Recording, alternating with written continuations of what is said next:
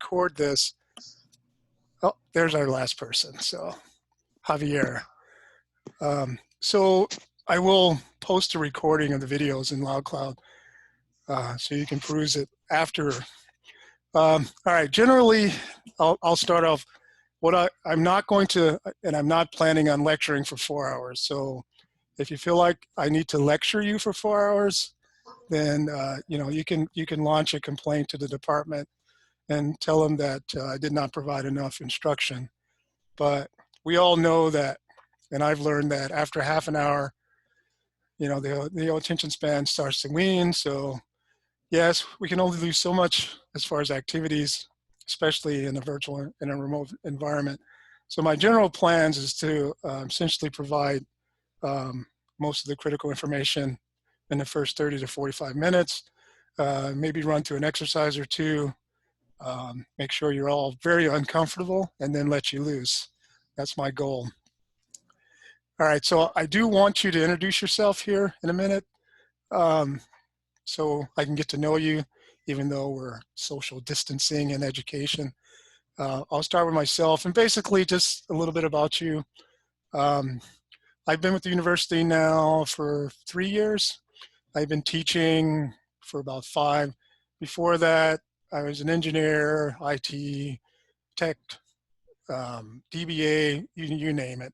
I started my professional career back in the 80s.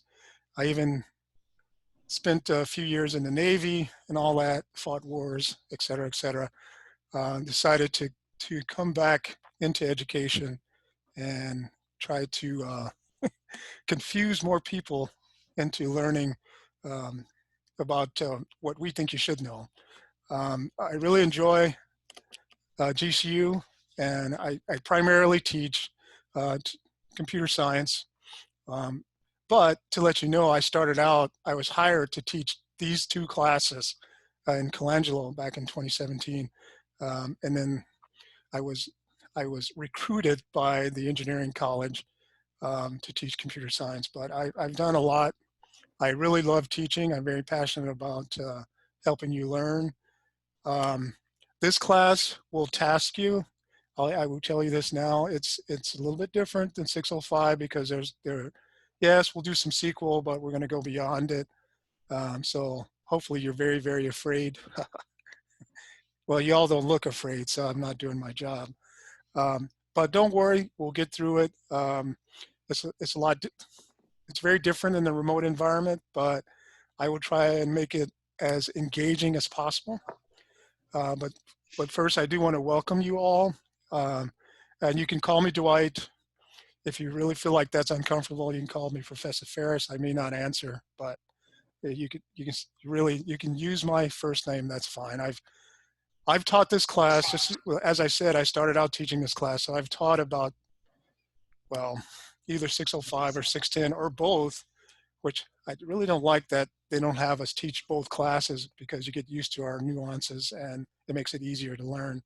But I've taught this class probably 20 times, so it doesn't mean that I know a lot. It just means that I've taught it many times. So, all right, that's me, Dwight. So who wants to go first? I'll go first. My name is Fernando. I actually work at GCU, been with the university for, it'll be about 9.5 years. I have an MBA. Thought pursuing a degree in analytics will help me just obtain additional knowledge, right, to work in the business field and, analytics side, understand the data, how to manage the data. So been pretty excited. The last couple of classes, I've really enjoyed them. So I'm really looking forward to this class. A little nervous, but hopefully get through it, like Dwight said. Yeah, well, nervous is the best way to learn. So Fernando, just take that nervous energy and it'll prompt you to ask questions or not, or it'll prompt you to, maybe sweat on the keyboard and short out your computer, but you'll get through it. Thanks. Okay. Next. Come on. Hi, my name is Ram. I'm from India. I finished my bachelor engineering degree from electronics and communication. in 2006. Then I started my IT career. So far, like almost like 13 years experience in the IT industry, mainly in the banking industry. So I started my role as a developer, then tech lead, project lead. Now I became a project manager. I currently work for the American Express. Ah, Uh, and I have two kids. Especially in my current role, I was, project manager in the automation team. So I wanted to learn some of the new, data analytics models, so that will definitely, benefit for me as well. good. The new learnings. All right. Thank you. Yeah. Next. Don't be shy. Yeah, I'll go. Hi, I'm Amanveer. I have done my bachelor's in computer science in 2010. After that, I worked in IT industry, mostly in the software testing part, the quality assurance part. So the next step in that side was going to the business analysis side. And got married, moved to Arizona with my husband. So this seemed like the next best thing. So currently pursuing that. So I've been in Phoenix for 2 years and I'm really enjoying this course. Our third course was in analytics, so that was my favorite so far. Looking forward to learning new things in this one. Great. Thank you. Thank you. Okay.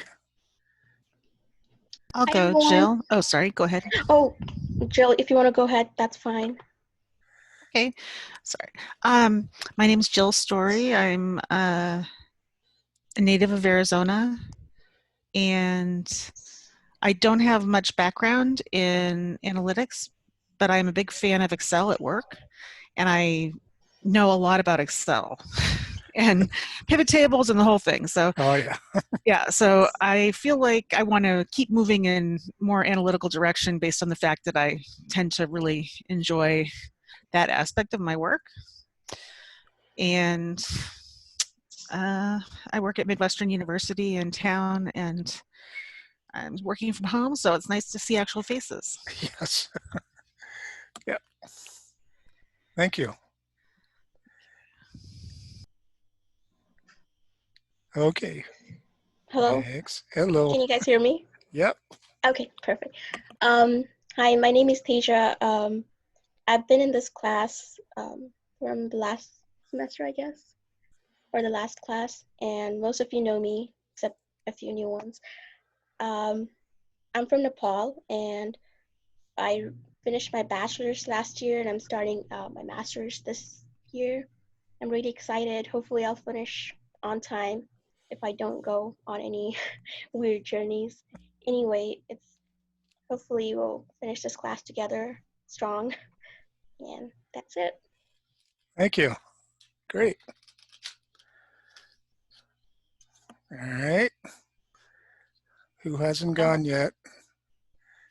I haven't. Oh, who is that?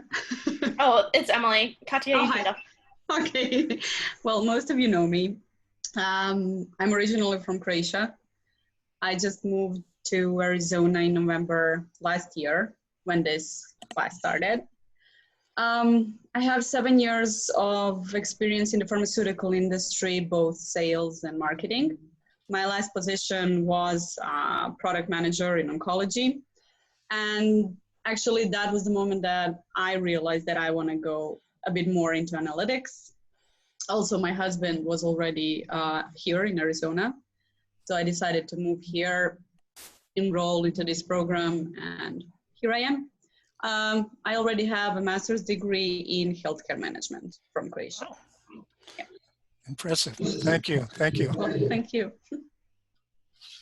Okay, Emily, it's all you. Hey, I'm originally from Montana. I moved here almost 6 years ago to Phoenix to go through a undergrad psychology program at GCU. Graduated in 2018, took a little bit of time off, landed in a junior data analyst role at a medical company that's based here in Tempe. And so I've been working my way through learning when I first started, I didn't know anything about Excel. I didn't know, anything, and have worked up to a pretty solid knowledge base. So I've been implementing a lot of the SQL and stuff from my last class already at work. And so I'm really excited to hopefully learn some things in this class that will help me solve some problems that I'm already having with the SQL code I learned last class. Okay, great. Thank you. All right. Okay. Next, I will go. Am I audible? Yes. First of all, sorry, I have some problem with my camera. That's all right. Yeah. I am Danish. I am also from India. I did my master degree in computer applications from India, and I was working as an engineering manager in Dell EMC.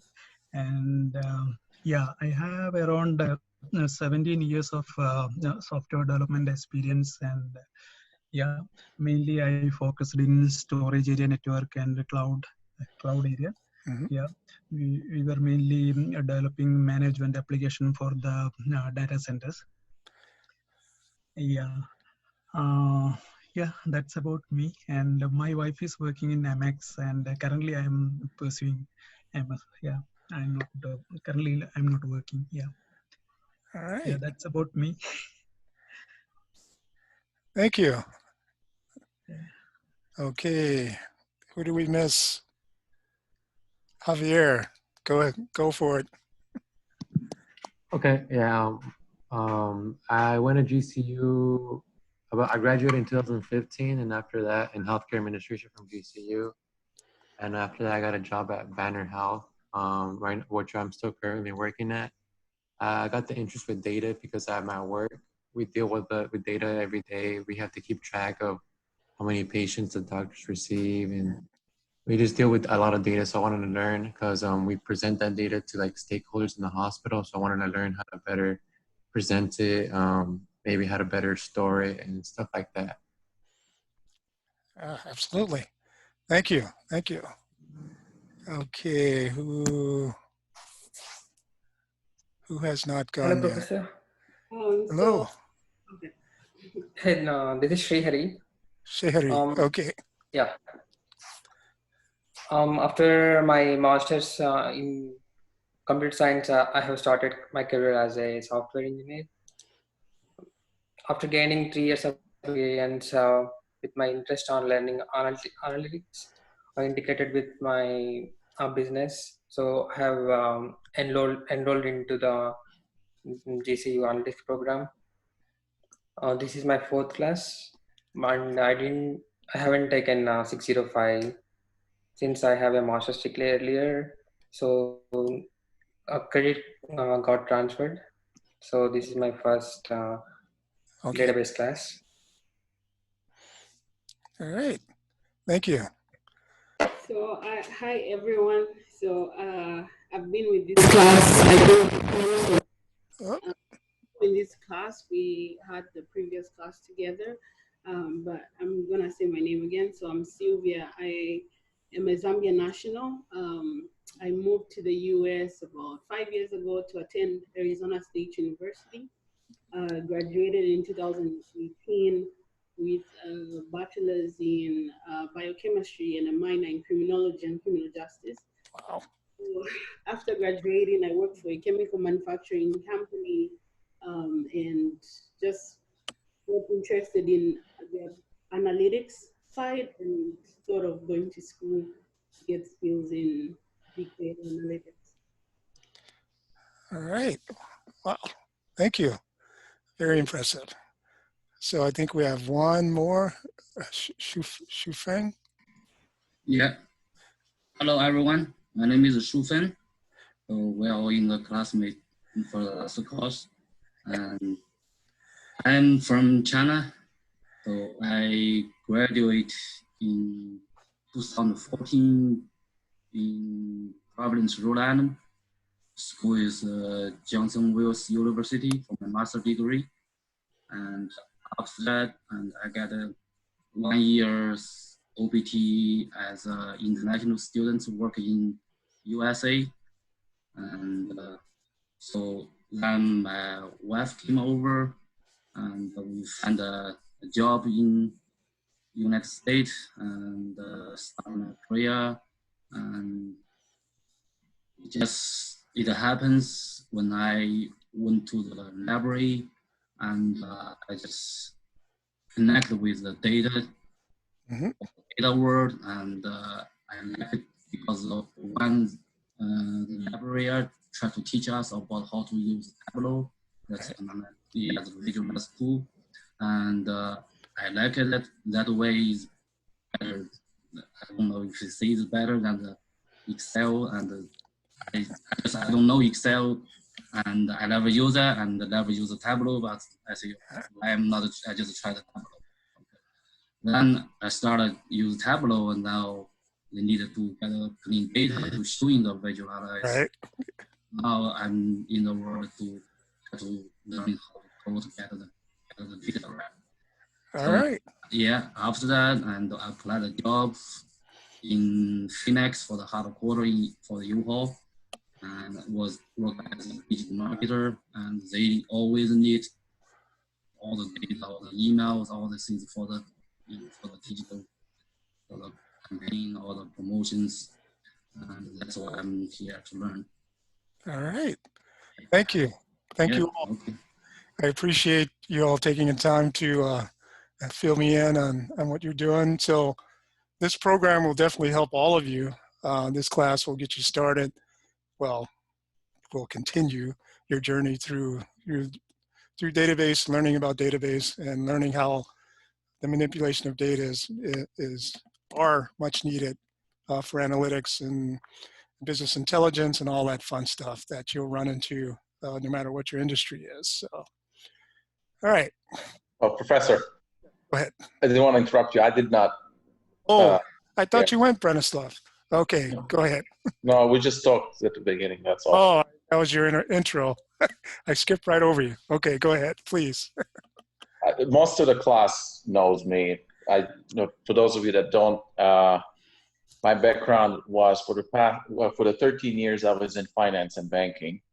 Left that sector and became a CFO, head of finance, with a company called Ardor. Pretty much, it's a software as a service company. My academic background is my undergrad is in finance and economics, and my master's is in executive master of global management with the Thunderbird School of Global Management. But I just wanted to advance more in analytics and get to know how SQL is done and how data is mined and all that. So, and on the side, I also do consulting in automation and fourth industrial revolution, pretty much for global banks such as fintech, and that's pretty much it. Wow. And you have time to go to school, huh? It's starting. I almost, actually, after talking to partners and my wife, I was about to quit this up to this class, but we'll make it happen. But it is taking a toll.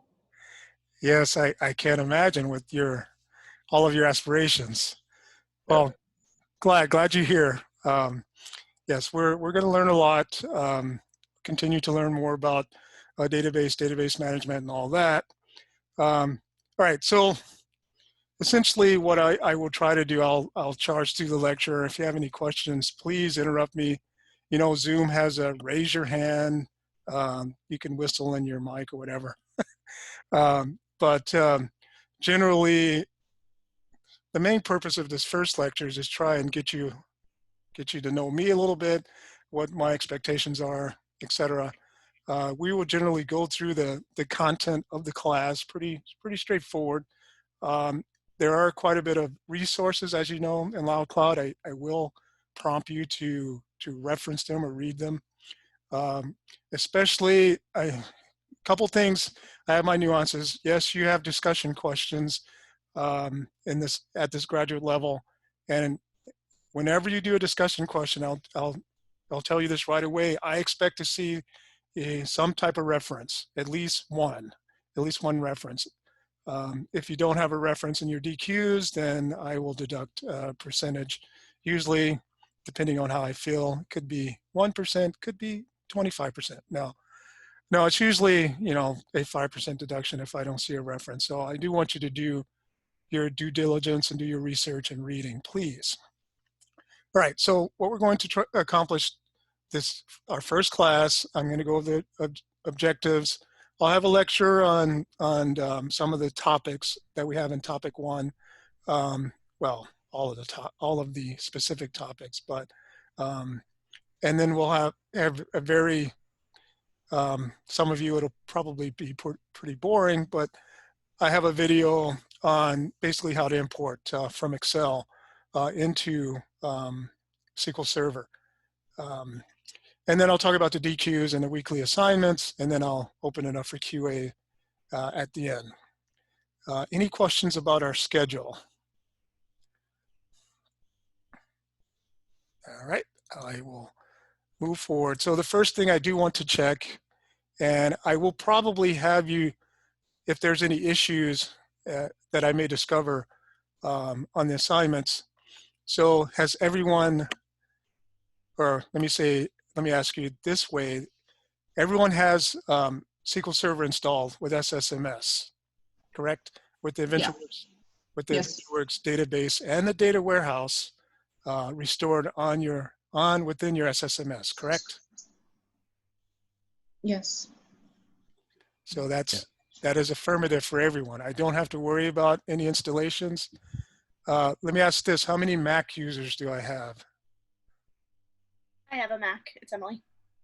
Emily, are you running a virtual solution, or what? I believe so. I don't know all the correct terminology, but basically the professor from our last class got it set up to go through a terminal with Docker into Azure Data Studio. Using Docker as a host. Okay, that's fine as well. Docker with Azure. Okay, as long as you can access the data itself, and that's another good point. There's several ways to do that. Obviously, the most straightforward is just running it on the Windows box, or even running a Windows virtual machine and just running SQL Server. But you can run it on a Mac native with a container like Docker. And yes, this is getting to be highly technical, but as long as you have access to the database and you can run queries, because I will let you know now, I will task you to do some practice queries. Not so much this week. You get a little bit of break this week, but starting next week, prepare yourself. I usually have about 4 or 5 practice problems. And I don't do a lot of coaching because you all know SQL very well now, right? You can run those select commands or updates or whatever you need, correct? Without any issue, right? Yes, person. Yeah. Yes. All right. Yes. So I don't have to worry. So I just wanted to make sure, because I do have MySQL Server. What's SSMS installation? I mean, what's SSMS? Is that the SQL Server management system that I have on my computer? That is correct. Okay. That is essentially the front end as depicted in this little image here. That's what you're running on top of SQL. Remember, SQL Server is just an engine on the back end of a system, and usually it's on a server, hence the name SQL Server, and you're connecting to it with the client. So the SSMS is essentially your client. Okay. All right. All right. All right. So here we go. Topic 1. Programmatic SQL procedures, functions, and methods. So I will tell you now, we'll get more into building T-SQL. And if you don't know, T-SQL is essentially the language that Microsoft has developed that you can program around your native SQL code. So don't panic. It's not really programming or programming languages. It's a very basic rudimentary language that you can structure in a way to make things easier for you. So you're not always just running what we call native SQL. Native SQL is mostly what you learned in 605. So we're going to move a little bit forward with that and look at SQL procedures, functions, and methods. I'll tell you now, a lot that we're going to use are what's known as system functions. You will build stored procedures, and I'll talk about that. But many of the functions that you're going to use, and I'll talk about some of them now, are just system functions. You'll be calling them, and that's another programming term. Basically, while putting them together to do things like building SQL statements or managing the data, etc. All right, so the objectives of this topic, number one, you're going to describe the difference between static and dynamic embedded SQL. And in embedded SQL, you will see this a lot in the data analytics world, because this is where, if you break down those applications that are managing data, you either have some, and these are the two main categories. It's either static or dynamic, and you probably can figure out the definition of those. Static is something that you would build right away. It's native SQL. Dynamic can constantly change, and you build it at runtime, and that's another programming term. Basically, you don't know what's needed until the application makes a call, if you're doing an update or a select or a delete or a drop or whatever.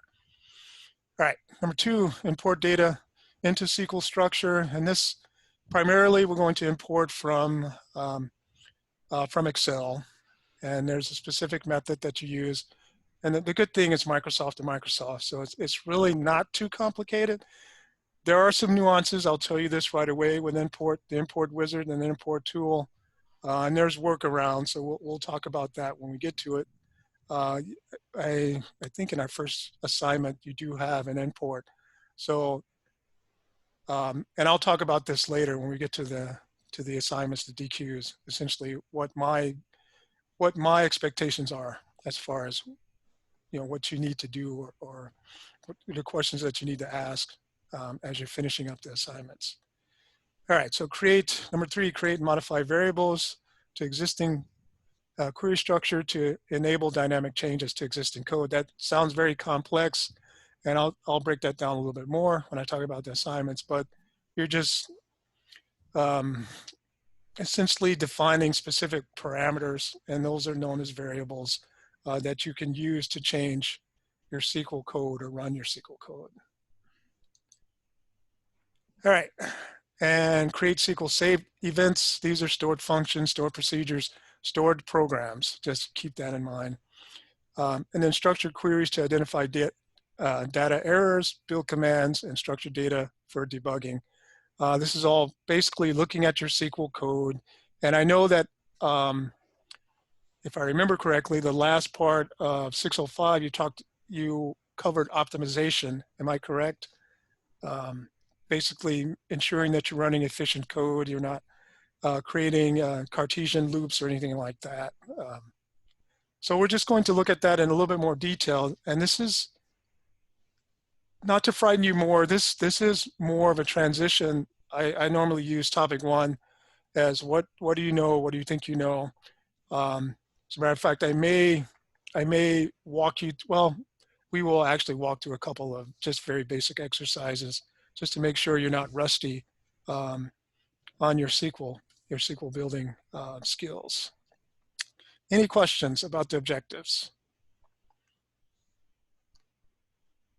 Nope. So all of this should not be a surprise. This is right from the course structure and syllabus in Lao Cloud. And yes, if you have any questions while I'm going through this, please don't be afraid to ask. All right, so I'm gonna go right into the difference between static and dynamic. Static or embedded SQL or SQL statements, basically static is what you've done mostly in 605. Essentially, you build a statement for a specific purpose, you run that statement, and it doesn't change. The big thing is that that SQL statement never changes. And basically, if you're looking at the application will call this static query to do the same thing over and over again. And generally, it is hard-coded and basically called by the application. Dynamic SQL is a SQL statement that is constructed at runtime. So you don't even know. For example, let's say you're building some type of report on a department, and you will have the user enter in the department, and each department has certain tables that they need to join or criteria that needs to be met So you build all that into the dynamic SQL statement, and it utilizes things like loops and choices, and it actually builds a query and then runs it at runtime. Now, I know I went through that pretty quickly. Are there questions?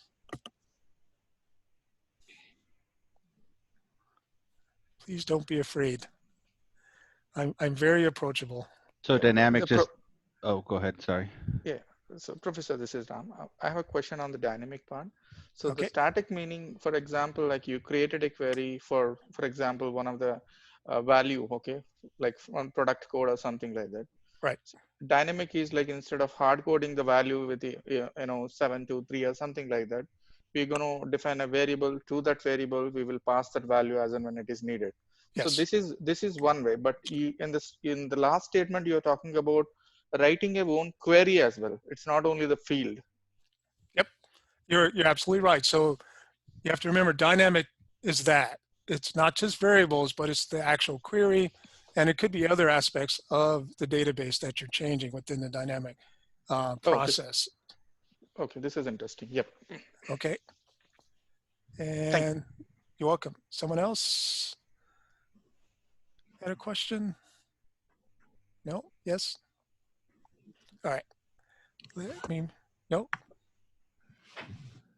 Okay. All right. So just to go into some of the differences as far as techniques between dynamic and static. Dynamic SQL is a programming technique that gives the user the ability to build SQL statements dynamically, and that's the biggest advantage. If you don't know exactly what you need during a process or some type of feedback or whatever, basically through the programming language or the application, the SQL is actually built when you launch, when you execute. And a developer will make sure that someone like an analyst, okay, they will either do drop down or choices and then hit a submit button or something like that, and that will produce whatever SQL is needed. Just as a side note, how many of you have heard the term NoSQL? Yes. Last class 605, but we didn't do anything with it. Yeah. Well, NoSQL is essentially the epitome of dynamic SQL, because everyone thinks that the no means no SQL. Actually, the no means hidden. You don't see the SQL, but somewhere at the bottom of those object-oriented coded programs, there's actually SQL running, because SQL has become the primary language for database management. So, and the reason why it became known as NoSQL, generally it's just all some type of language like Java or Python, and the SQL is so hidden that you don't really see it and you don't really manage it. And that's essentially what dynamic SQL will do for you. All right, so here's kind of a snippet, and I don't want you to run this or anything like that. I'm just giving you an idea of what a dynamic SQL scenario or piece of code would look like. If you look at the top section here, we have kind of a main block of code here. This should look, it may not look familiar, but you have these execute, and that's what the exec statements are. It's executing some type of command and include, and I'm not going to get into the details of this, but it's just running a specific type of program, and within that program, it's actually running this execute SQL is your dynamic, your actual dynamic query. And you see that that's just a select statement. That should look familiar. And generally what happens in industry, some of the code is so complex that some of the developers miss some of the very basic, concepts of the SQL that they need to run. So I just wanted to showcase that. This is a very good example of how a dynamic SQL is dynamic or static. It really depends on how a dynamic SQL or static SQL would work, in a programming scenario like this.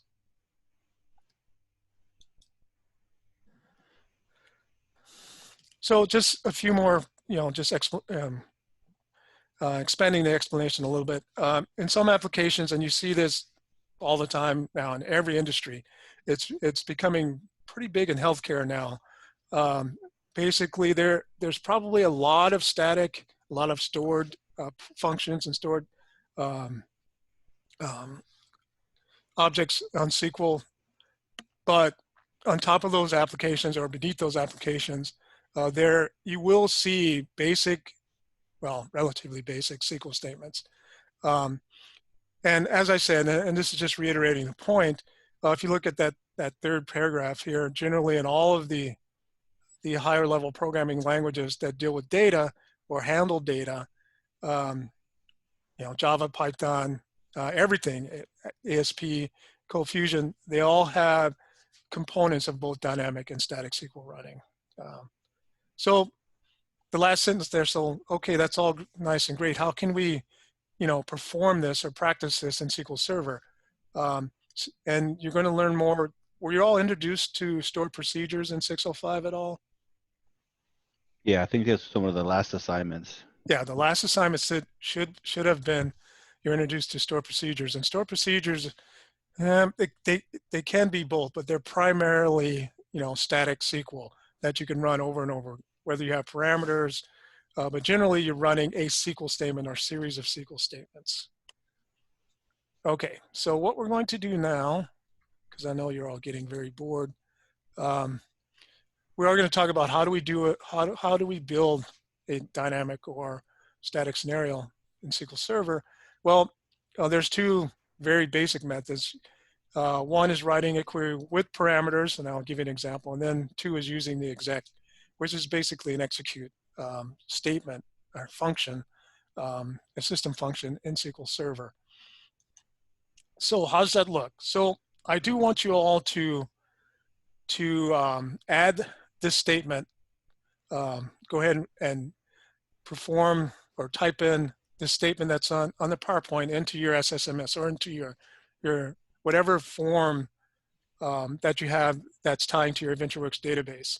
So you're just going to declare a variable. That's what that line is. Declare at city. At the character signifies that this is a variable, and the varchar 75 is the data type and the size.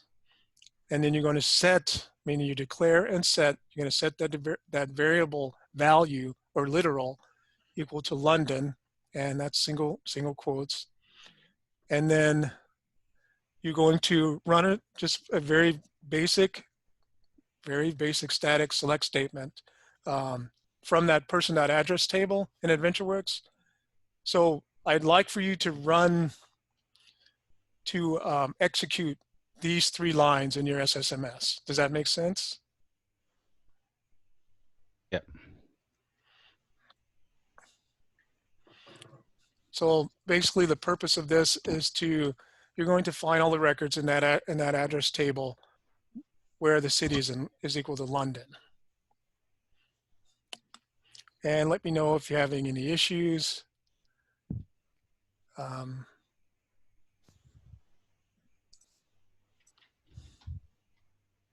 I'll give you a few minutes to do that.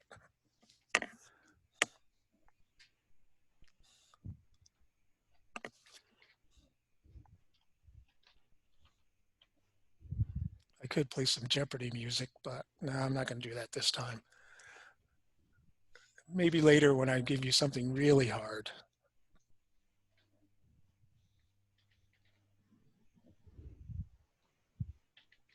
So how are we doing?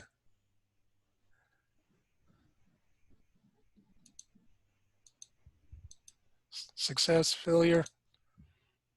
Can't get my SSMS to, okay. Can't get my SSMS to start. All right.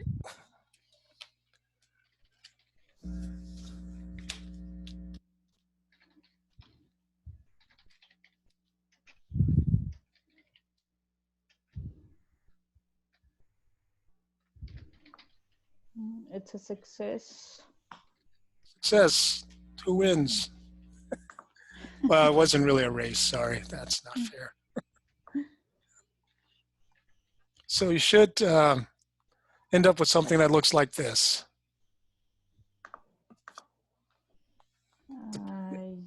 Yes, it gave some 434 records. Oh, Yeah, I there's don't. an error on mine.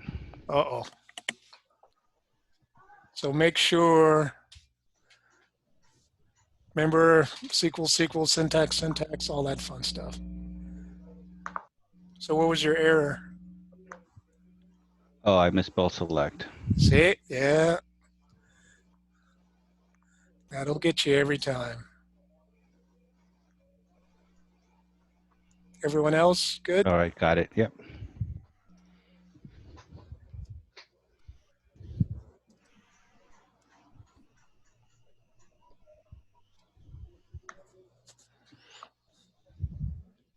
All right. All right.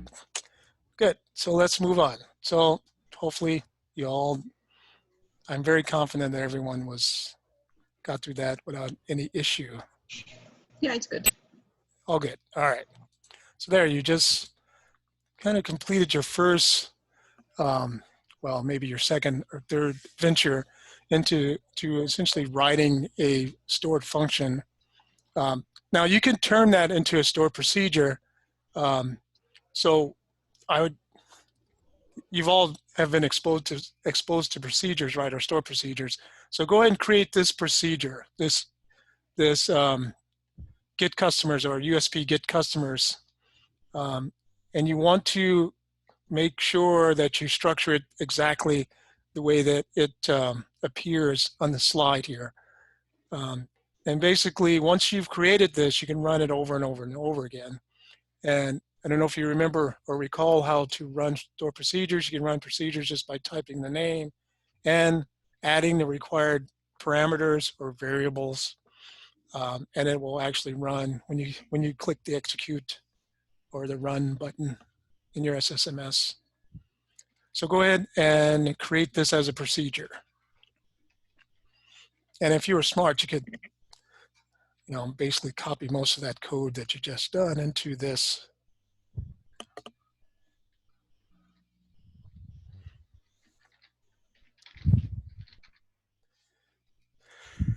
Oh, my system is going through an update. Yeah, so I can't show you.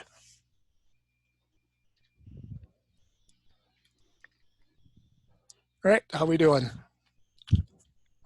Coming along. Knocking it out? Cool. Yep. That's what I like to hear.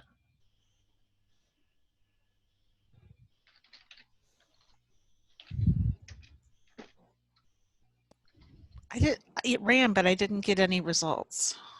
Okay, now when you create the procedure, you're just creating a procedure. You said you actually ran it by launch. Oops, stop that. You actually, the bottom line there, did you actually run that? No, I didn't. Yeah, see, this can be executed like this. So you're just creating a procedure. If you look in your navigation on the left side there, well, I'd actually have to walk you through where it's located.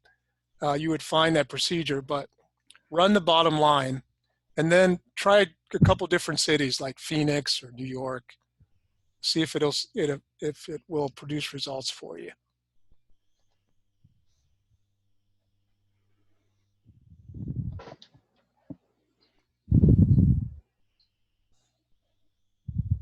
It's working, Professor.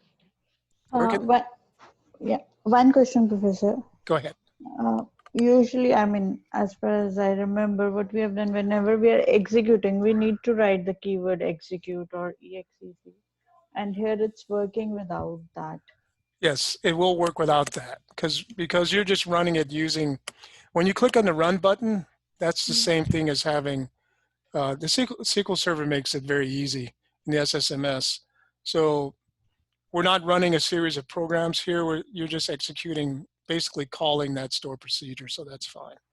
Okay. And we will get into that. As I said, there's a couple options. We're not going to get highly complicated in our T-SQL code. I just want you to understand how it functions as far as building these store procedures and then executing them. Yeah. Okay. Thanks. Yep. All good? Yep. Great. You guys are flying along. So essentially, dynamic SQL commands are using exec. So just Now, who had asked that question? Essentially, it's all that I'm trying to explain with this slide is that, yes, you can use the exec command, and basically you can build a stored procedure and add or build a series of programs, a block of code, and use the execute command to make sure the code runs without actually building it or creating a compile type issue and then a runtime issue. So that's essentially you can build and run the code in the same block without actually, clicking on the execute or the run button. So that's all I'm trying to explain in that particular slide. So if you look at this code here, and you don't have to run this, I'm basically declaring some variables and then setting those variables to values and then executing, essentially running a command, with those parameters or those things that are listed. And this, if you look at this, if you study this very closely, I'm actually building the select statement within the block of code. So you're not actually typing it in. You see that the SQL command variable is actually a select statement. Do you all see that? Yes, Professor. So this is a very basic example of dynamic code. And some of the applications can be quite complex where it's even, you have a choice of a select or an update or an insert, things like that, or even other procedures calling other procedures. But that part of it can be quite complex. But I just wanted to give you an example of how you can build an actual query using a variable to and values, other values to actually create your select statement. All right. So enough of that. I'm going to go into just the next few slides. I'm just going to talk about some other functions, system functions primarily, and operators that you'll see and you'll use in your code. And these are just most of them are random things that I thought would be more important.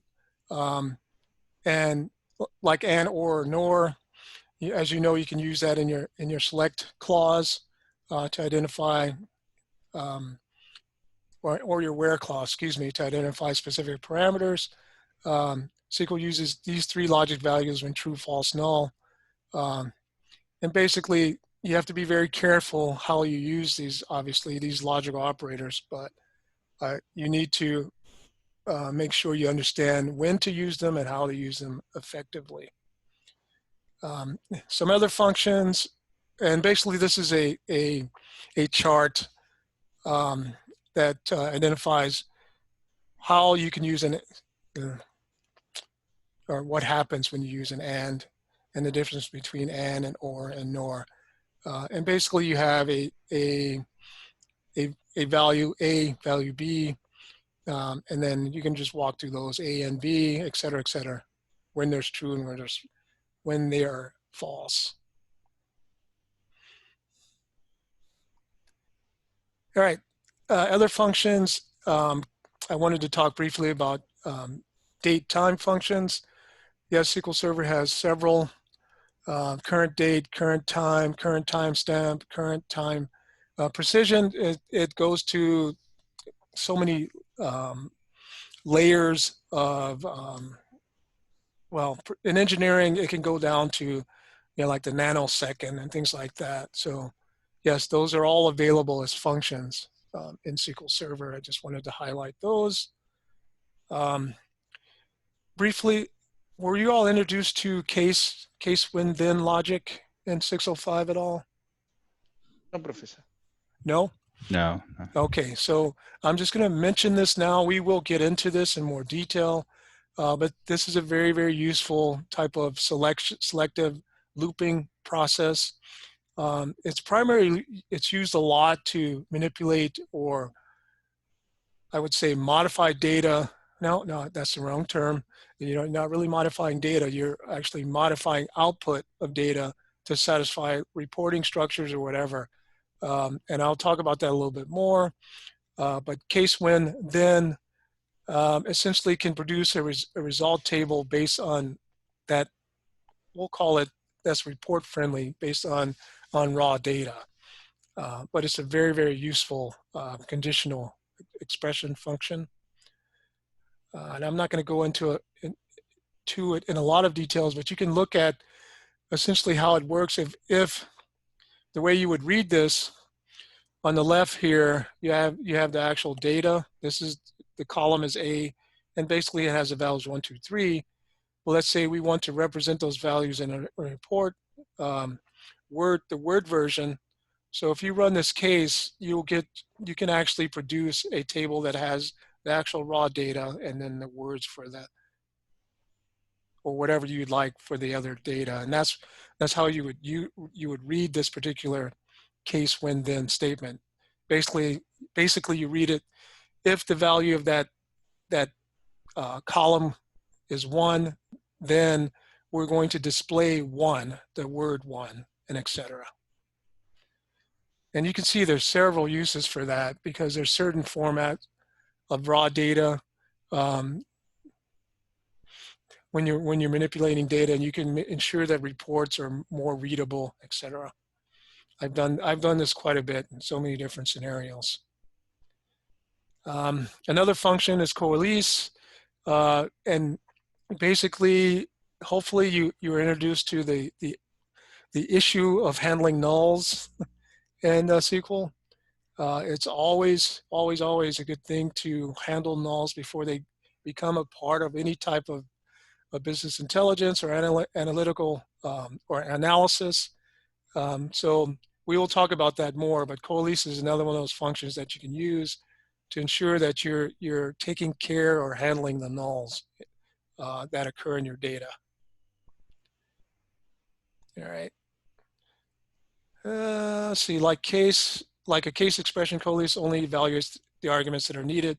So basically, and we'll go over this when we have examples, you can set it up so that you have specific arguments that you're evaluating with either of these functions, as with all of the functions.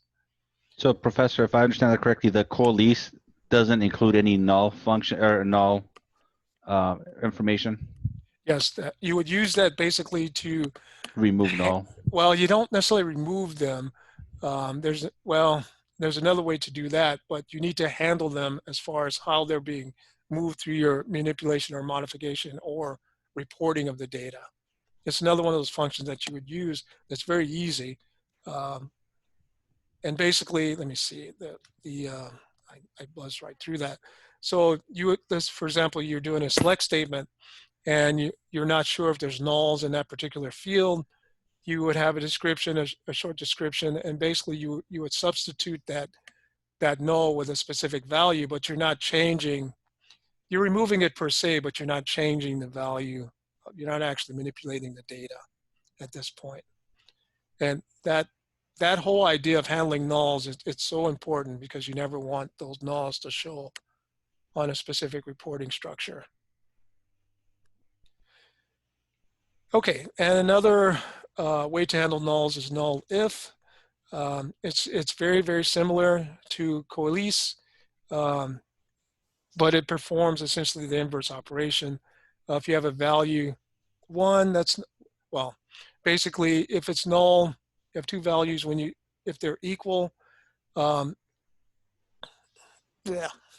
So null if function returns a null value if value 1 equals value 2. So there's a reason for that. It sounds a little convoluted now, but basically you want to make sure you're returning a null or a specific value.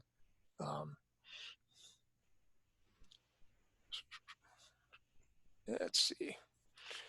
Another couple of functions are greatest and least, and these are normally in a select scenario where you're looking for the greatest value or the least value, and usually in a numeric field.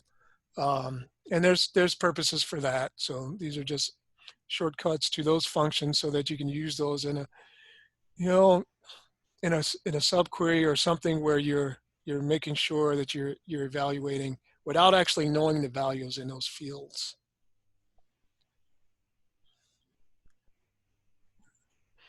And these are not standard functions because there's other, and the reason why I threw this slide in is because they're not common. You don't use them a lot, but they are useful.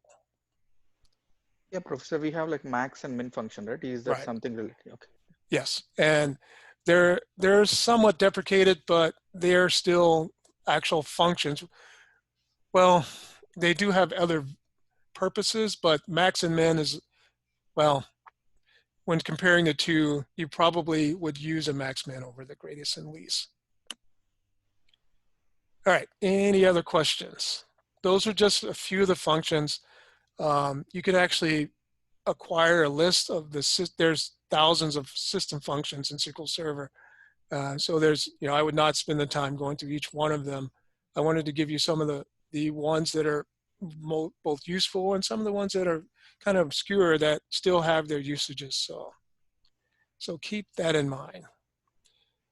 All right, so I'm going to try and run through a video. And this video is essentially will cover, importing values from Excel into SQL Server, creating a table and all that. Now, hopefully, this will run without issue. Let's see what happens. If not, I will make it available in Cloud. Excuse me.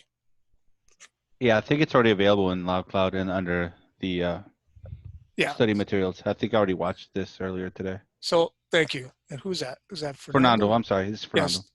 Yes, thank you for reminding me. This video is in Cloud already. I use well, I can't speak. Well, I've been out of practice. I haven't taught in a while. I usually just try and well, let me ask you this. Have you all watched this video in Cloud? Because we don't really need to watch it here. And are you all comfortable with importing values from Excel? I've never imported values from Excel, but I've watched a video. If it's the same one that's in Cloud, I've seen it. I watched it earlier today. This is Fernando. Yeah, I'm also same case with me. Okay. I haven't tried, but I watched the video. So if you haven't watched it, please do. It's a little old, but it still applies. And we'll talk about the nuances with importing the import-export wizard. There's certain things depending on what version of Excel you're running, depending on if you're running 365, depending on if you're running Windows 10. There's all these little nuances. So if you're having any issues with importing, please let me know. I'll have to walk you through a couple nuances, and I'll talk about them when I talk about the assignment. But yeah, we can bypass the video. All right. Okay. So let's go right into what's required for our first week together. All right. Before I start, I'd like to let you know all assignments, and I don't have in a lot of classes it talks about, essentially a timeline for discussion questions and assignments. With me, I like to have everything due, or I want to make everything due by Wednesday at midnight. If you have any issues, please let me know. As long as you let me know, I won't deduct points for late submissions. But just everything is due by Wednesday. So for this week, everything is due by the 24th. That's the DQs and the assignments. And I generally try to grade things as they come in. So if you keep up with the work, I will keep up with the grading. All right. All right, so topic one, our first discussion question, describe the difference between static and dynamic embedded SQL. It doesn't, as long as you create a reference for your work, it doesn't have to be very, very complicated or lengthy. You can find tons of real world examples. You can even Google embedded SQL. So that's all I'm looking for there. Discuss it a little bit. Explain the brief differences. I've provided examples for you in this lecture. So that's DQ1. So please don't sweat about that too much. But embedded SQL is very, very important in industry now. So make sure that you understand essentially the difference between the two. Okay, DQ2, reflect on the content of, of the topic materials and discuss the following. Explain how you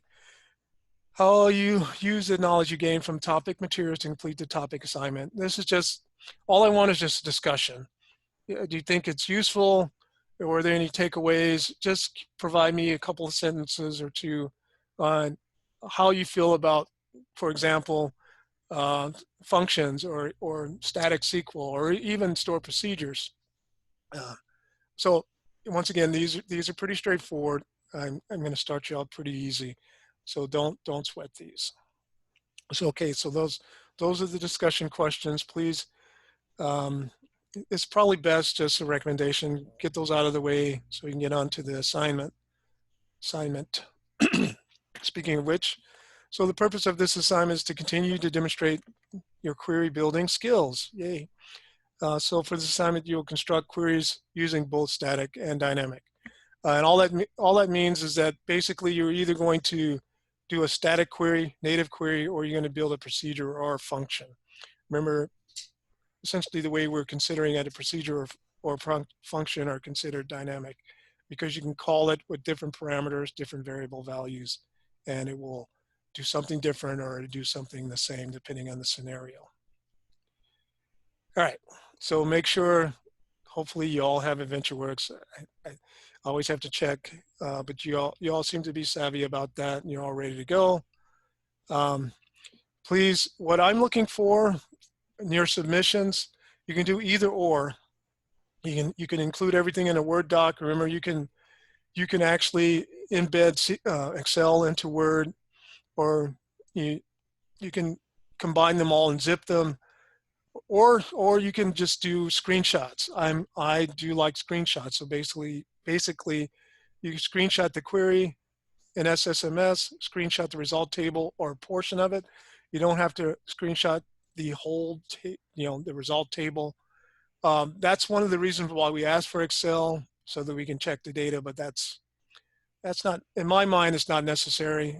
As long as you're running the queries and you're getting successful results, then I like that. So I'm either expecting a Word doc with embedded Excel, or a Word doc and Excel. That's strictly up to you. I accept all of those versions. So you said a screenshot's fine? Just, yes. Put it in Word or I guess paste it on Word or something like that? Yes. Or? So you can either copy and paste the SQL code into Word, or you can screenshot the code in the SSMS into Word. I'm okay with that. Okay, perfect. I know our previous instructor just had us do a zip file and submit our SQL documents. You know what I mean? So right. So you can do that as well. I'm trusting that you're running the actual, SQL commands in SSMS or whatever version you're using, because I need to see the results. So there will be a result table. So either that's in Excel or that's a screenshot as well. So that's a part of the grading, both the SQL code and the result table. Okay. Screenshot works for me. All right. Okay, so let's go through these problems.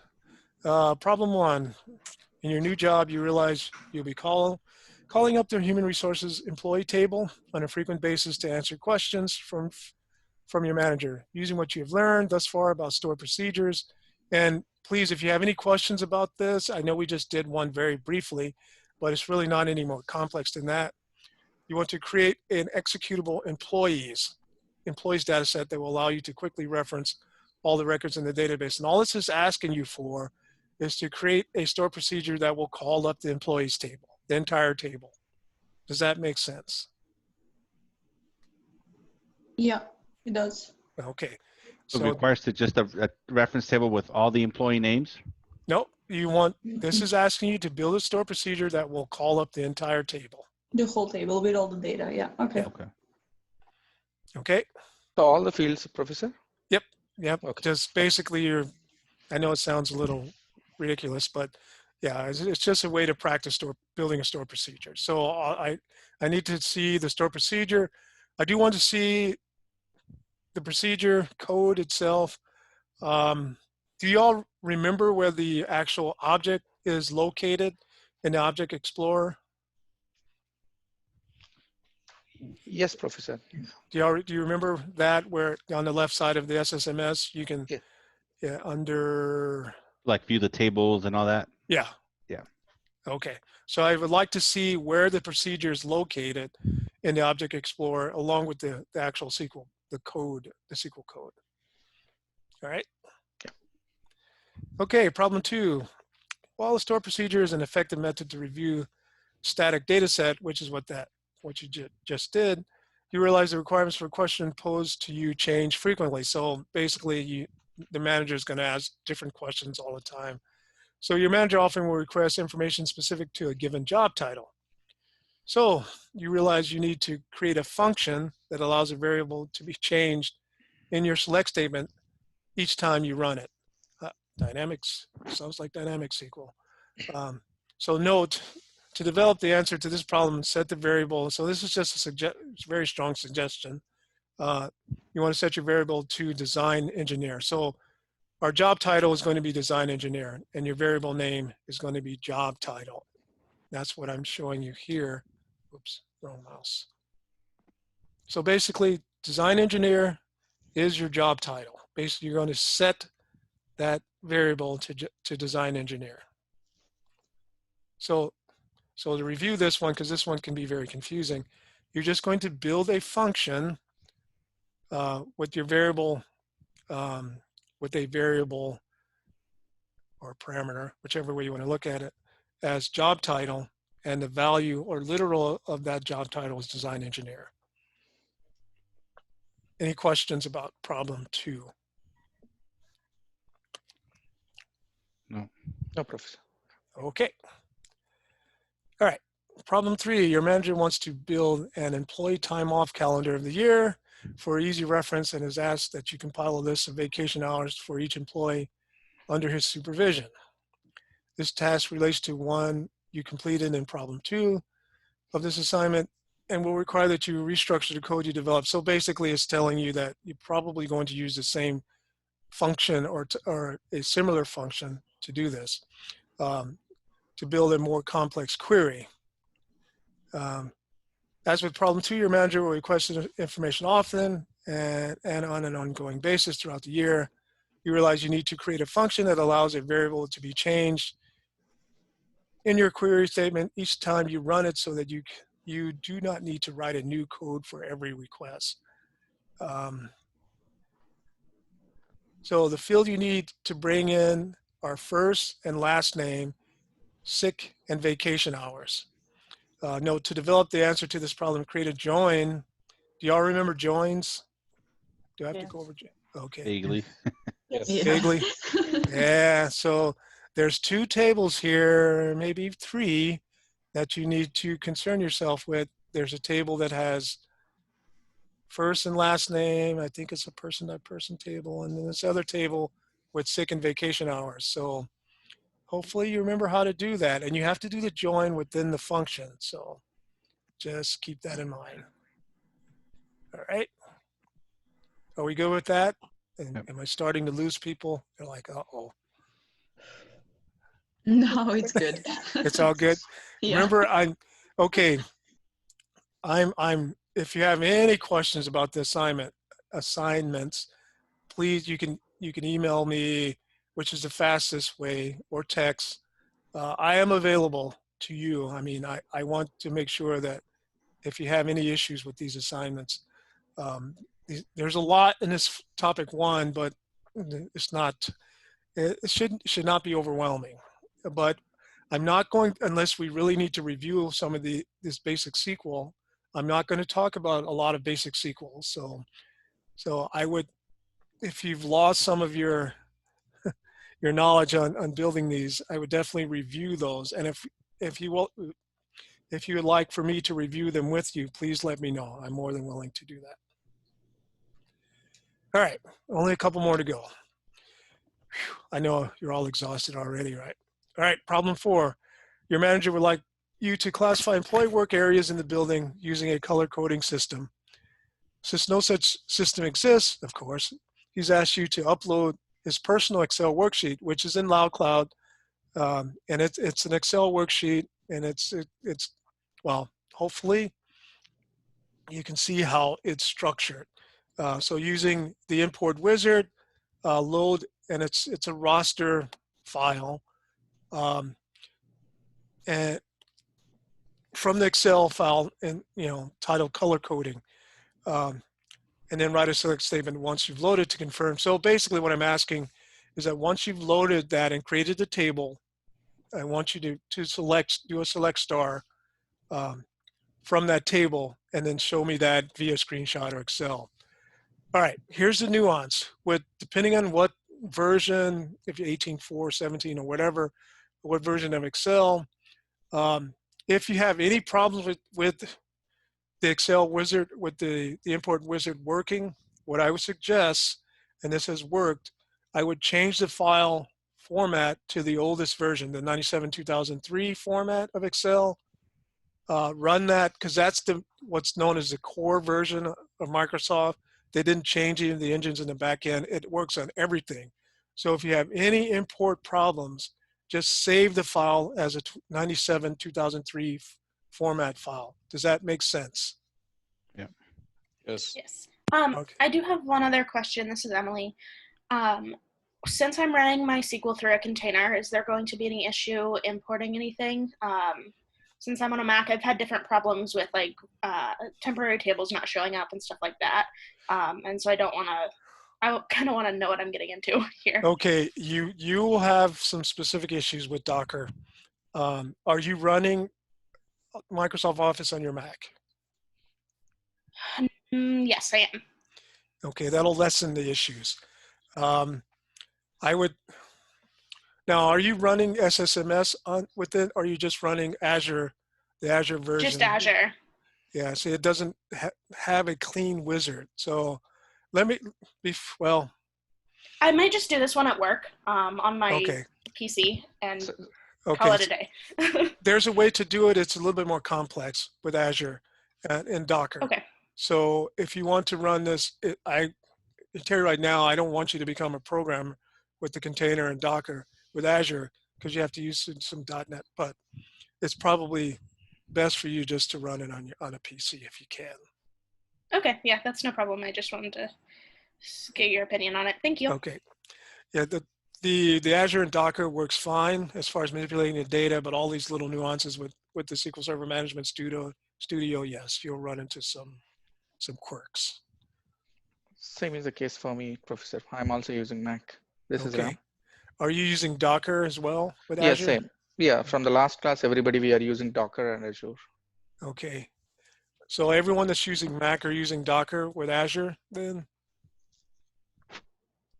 So let me ask, how many? Yes. So Emily? That's how he set it all up, is for anyone who has a Mac to use Docker. Okay. Now, who was your instructor? Was that Dinesh? Yes. Okay. Yeah, I may have to, I can tell you right now, you'll have some issues with import, Excel import. Let me look into that, and I will post something in announcements over the next couple of days to help you, because I do both on my Mac. I run Docker and Azure, but then I have a VM running, which is why I don't know. I know that we are moving to a model, and yeah, this is kind of a tangent. We're moving to a model where we're going to use a cloud environment for our 605, 610 students. So you won't have to worry about installing any extra, things like Docker on your Mac. Basically, you call up the cloud, our AWS service, and it'll be running SQL Server or Windows Server, and you just install it on a Windows platform. But actually, I was hoping that we would have that for this class, but apparently not. Will we be using Visual C Code here? I know with Dinesh we used it a couple of times. We'll use it a little bit later on. Okay. Yeah, I know Dinesh goes well beyond the parameters of 605. He's a programmer, so he loves, well, I am too, but I want to make sure you're solid on your SQL before we get into, more of the programming aspect of it. All right, so to reiterate, those of you on the Mac with Azure and Docker, problem 4, yes, just wait for me to get back to you on that if need be. Now, Emily, you said you probably would just do it on your work PC, right? Is that correct? So I just realized I took a whole week off, so I won't be going into work for the next week. So probably not. Okay. But So I'll figure out something. So just stand by. I will produce something for you. But I can tell you right now, there'll be some issues if you try to run something similar to the SSMS wizard. Because well, Azure is a little bit different the way you're running it. I'll have to get you guys to share your screen and show me exactly what your environment looks like. I know mine. I'm just running a base, very base, not even Azure for the database using Docker. So before I do anything, I'll have you guys share your screens and show me how you're running your environment. Okay. All right. Can we share? Oh, well, let me get through the assignments first. So okay, yeah. So then we can do that. All right. Sure. All right. So then the last assignment is basically using that. Let me reiterate. So remember, problem 4 is basic. You basically take the import, and once the import is successful, you essentially run a select statement to show that the table actually exists under your AdventureWorks database. And then problem 5, basically, now that your color coding system is in place, your manager wants you to know. Your manager wants to know which employees sit in the brown section.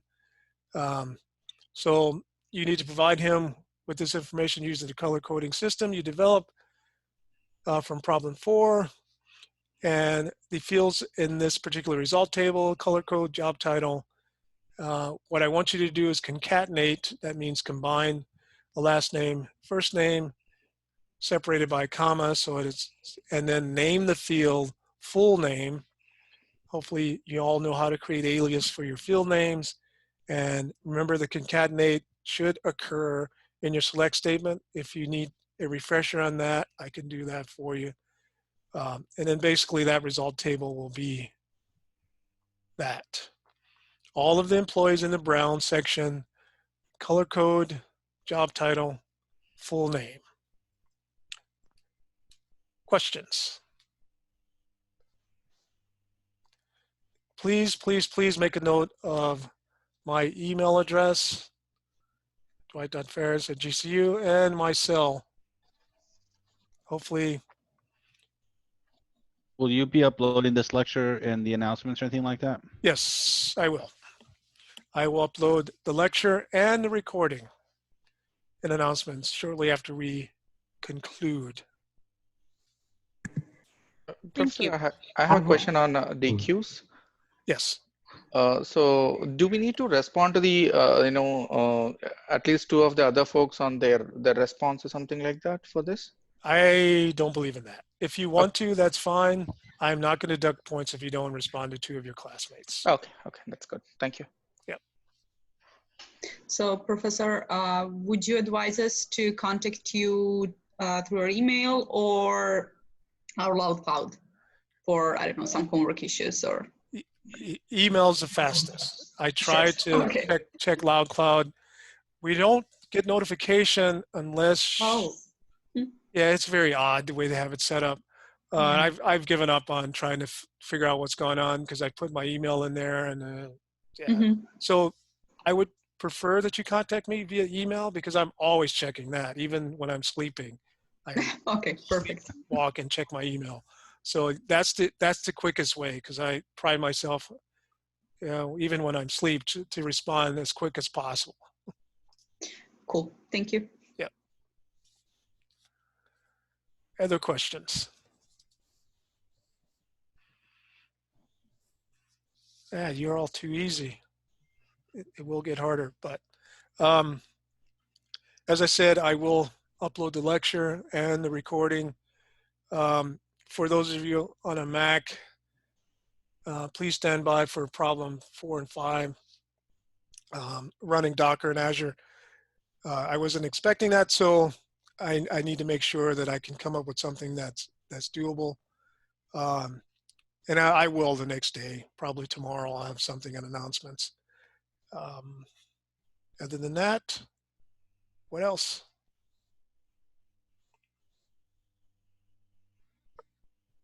We're all too quiet.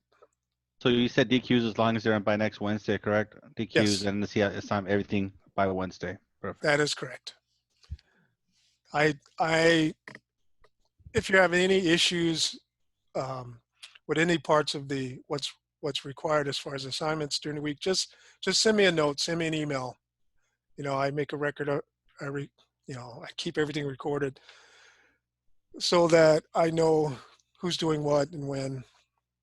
So there's no major issues. But you notice that I want to be an engaging instructor for you. We'll have some pretty difficult concepts in this class.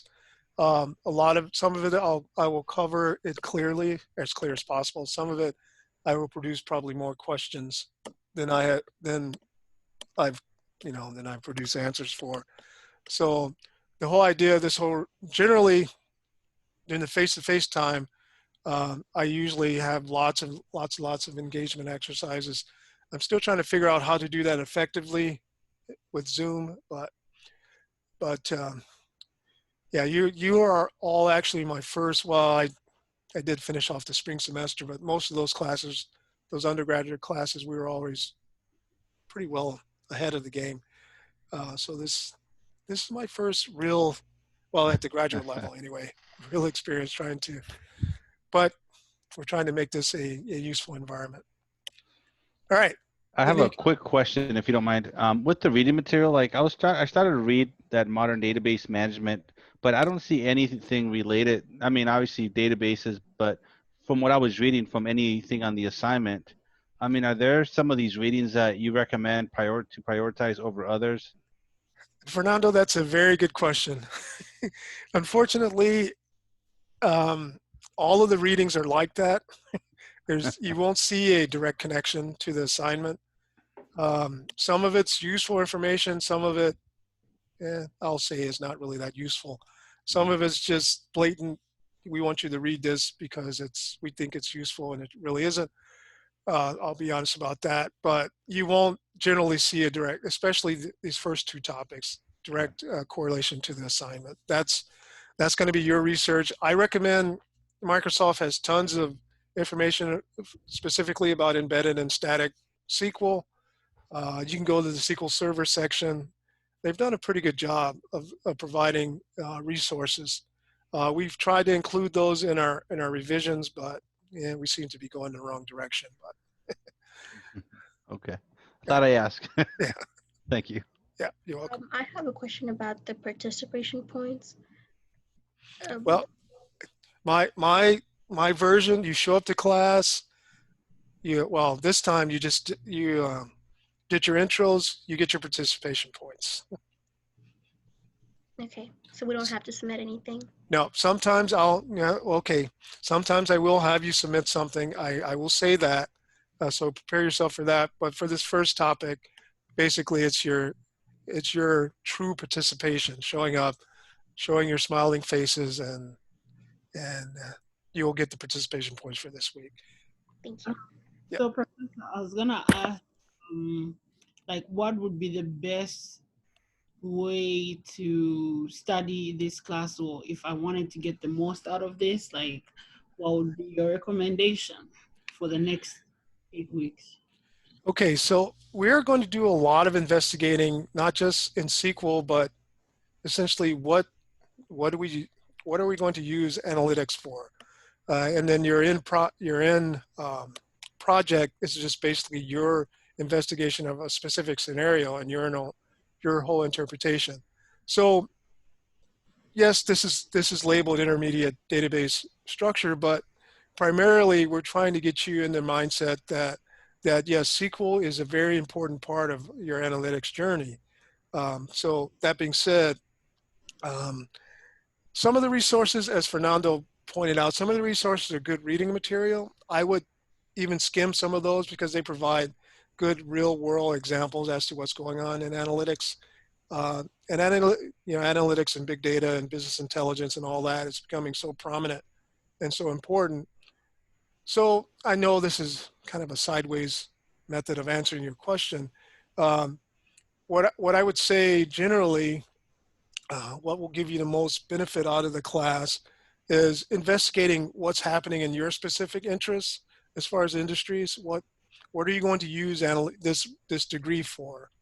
I always ask students that, and I will have a section basically in one of the during one of the weeks where I'm questioning you all. You know, once you finish this degree, once you have it, this new MBA, which is the Master of Business Analytics, what's next? What are you going to do with it? So my suggestion is to keep investigating what you're going to use this degree for. This class will go into some basics as far as SQL, but analytics, as you know, goes well beyond just, well, the data is the data, and manipulating the data is very important. But analytics is critical thinking, it's understanding software, hardware, etc. I know that's my long-winded answer. Sorry. No, that was very helpful. Thank you. Yeah.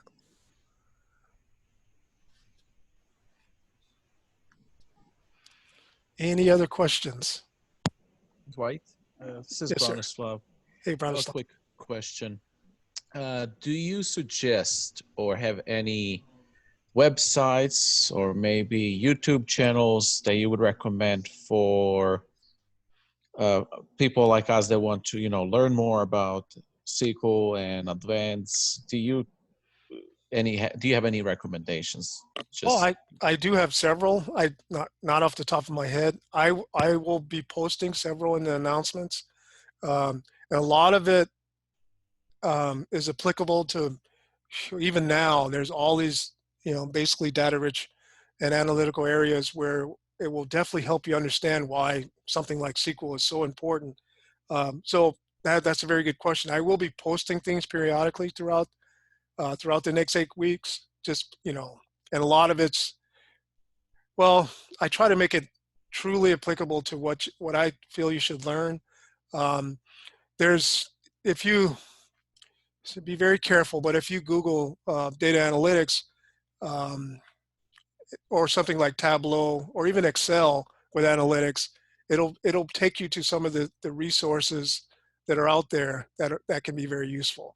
But as I said, I'll be posting things periodically as well. Thank you, Dwight. You're welcome.